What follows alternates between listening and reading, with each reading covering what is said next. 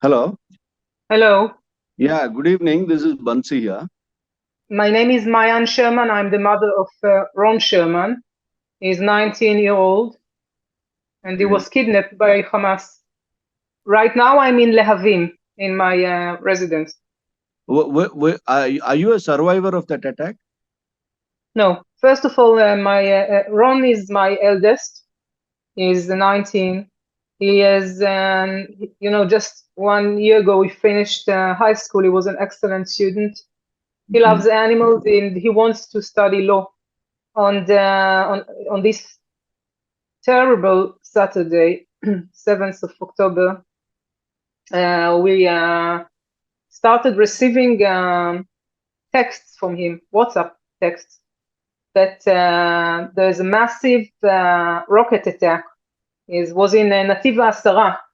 He was sleeping and they ran to a shelter. It's a kibbutz near in the south, around, just very close to the Gaza Strip. Okay. And they ran to the shelter, which is not exactly a shelter. It's just a kind of a concrete wall where we are used to go to when we are not in our homes Okay. and when there are rocket attacks. Um, and he texted us since 6:30 in the morning and said that we are very, he is very worried because it doesn't sound as usual as he was used to. Because Okay. we know, those rocket attacks. Me too, our family, whoever lives in the south, we're used to this. But this time it was different, and he recorded me also, and it really sounded different. And and then he said that there are terrorists around, and I didn't believe him first. I must Okay. say that I wasn't even worried. I looked, I watched TV. I haven't seen anything in the media. Nothing was said.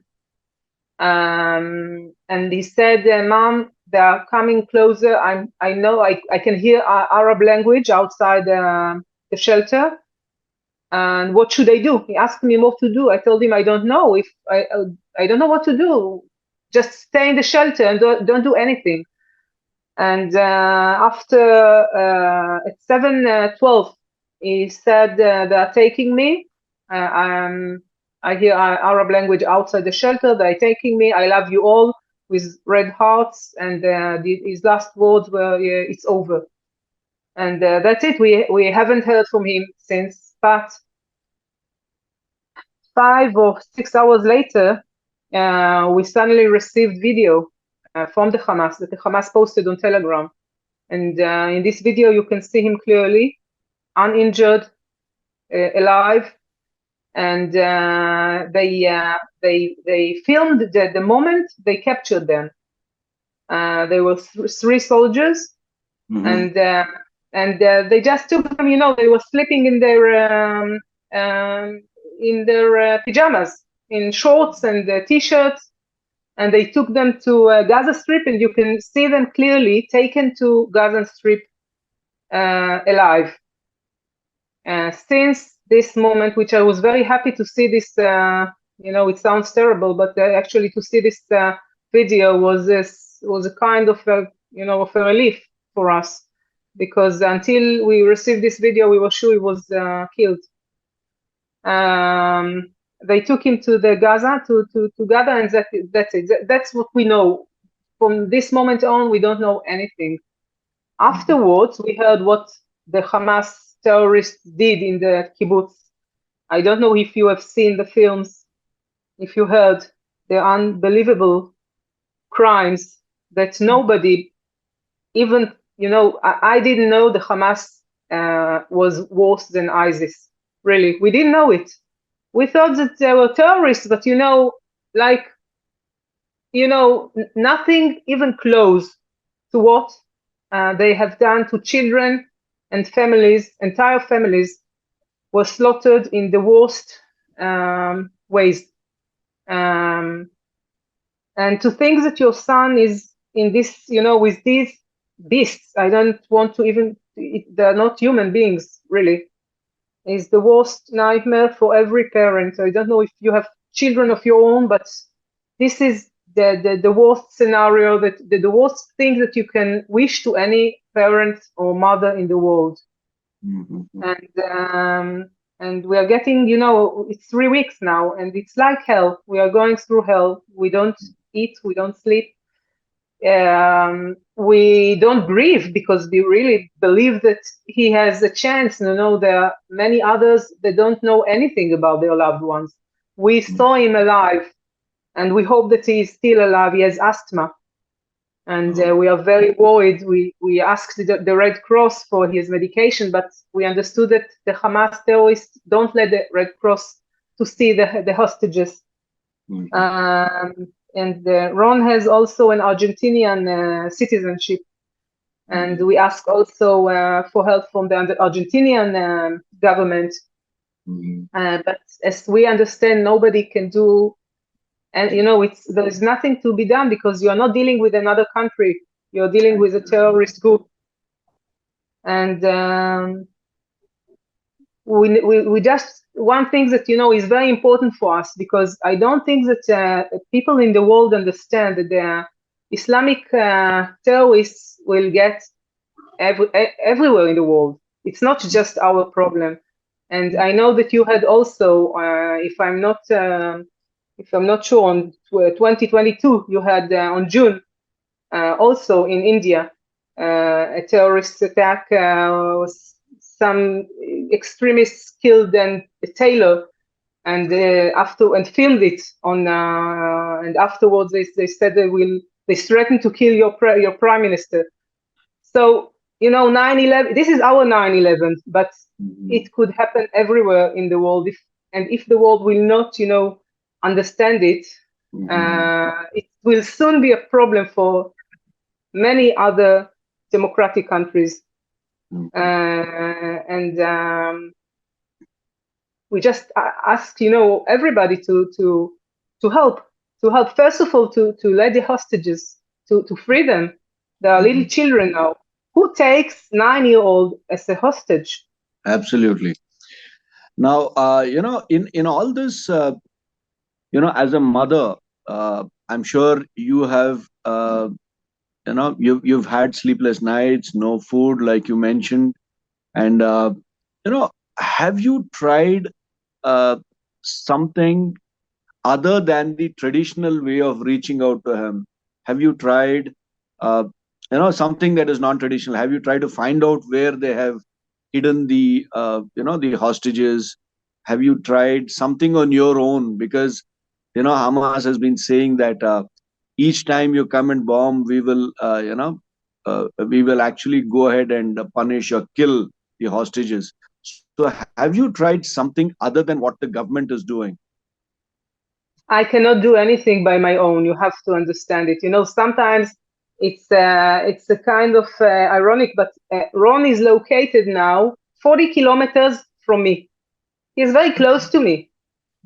But somebody told me it's easier to get to the moon than to get to him, because my instinct is just to go and take him from there. It's 40 kilometers from here, but it's impossible. Not just for me, for everybody. They killed Muslims, they killed Christians, they killed Bedouins, they killed workers from Thailand. They did a terrible massacre with the workers from Thailand in the field. They killed Philippines that were with old women. Nobody can get to them. Nobody can go into Gaza and stay alive. And it doesn't matter if you're a Jew or a Christian or a Muslim. They will, they're full of hate. And I can do I can do nothing. But I try to reach. We're going from one meeting to another. Personally, I was I had a meeting even with the British foreign minister, and with other. My husband was with a Zoom meeting with the president of Argentina. We're doing whatever we can. We hope. our uncle, Ron's uncle, is a very famous singer in Argentina. One of the is Leon Gieco, which is one of the more, he's a very famous singer there, and he's trying also to help. But I'm sure that things are being done, really, but we don't know what. We don't know if you can, if you can do anything, if they can do anything to in order to release the hostages. We really don't know. And the worst is that I don't know if he's alive, if he's dead or alive right now. Because if he's dead, I don't need him. I don't need his body. I need him alive, even injured, but I need him alive. Okay, these past, I'm sure these past few weeks have been the most traumatic. What is the kind of help you have received from your fellow community members? I'm sure each one of them has tried in their own way to come and step in and help you out. First of all, this is the time that everybody, is united. Mm-hmm. We have every help that we need. Really, we don't need a lot of things, but all the community comes and they hug us and they bring food and they do whatever they can to help us. And but there is really nothing that can be done in this situation. Just that to feel, to comfort us and to feel that we are a part, that they care for us, which is a lot. But we need Ron. We need our son. This is it's like something has been taken from me. I feel like an organ was taken from me, and I still have hope to see him. But to tell you the truth, I'm not sure. I'm not sure right now if I will be ever, be able to see him again. And just to think about it, just 3 weeks ago, we were a regular family, like everybody else's family, with all the little fights and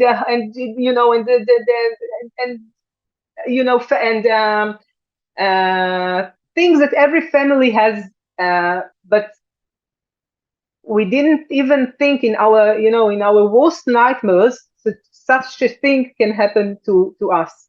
It's an unbearable situation for us. Okay, from the government side, could you think something more could be done at this stage? The government, they don't say anything to us, and I understand it. I think that maybe things are being, done, and nobody wants us, to. I think that they shouldn't share all the things that are being done with everybody. I really believe so, but I don't know if things are being done. I'm just guessing it. I hope so, okay, but I'm not sure. Okay, now suppose one of the persons who's taken your son's hostage is watching this interview. What would you like to tell him? Nothing. I'm not. I don't think that you can. After I've seen what they are capable of doing, I don't think that you can talk to these people. I don't think that you can talk to them. It's not something that you can understand. Even if it's the mentality is so different that I don't think that whatever I don't feel, that even I cannot even talk to their mothers, because I know that their mothers are happy when their sons are being killed as a shaheed. So I really don't think that I can tell. I can say anything that will help them to release my son. Yes, if they were normal people, I would say, please understand me. I'm a mother. This is my son. Is there? He doesn't want to hurt anyone. He was taken from Israeli territory. He was sleeping when you took him. But I don't think that they don't care. They really don't care. It's not. They're not, the terrorists are not somebody that you can talk to. It's a different mentality. It's something else. Okay. Thank you, Ms. Maeyan Sherman, for talking to the New Indian Express. Thank You're you. welcome. We You're really welcome. pray and we wish that your son will be back safe, unharmed over the Thank you next very few days. much. Thank you for joining us. Thank you.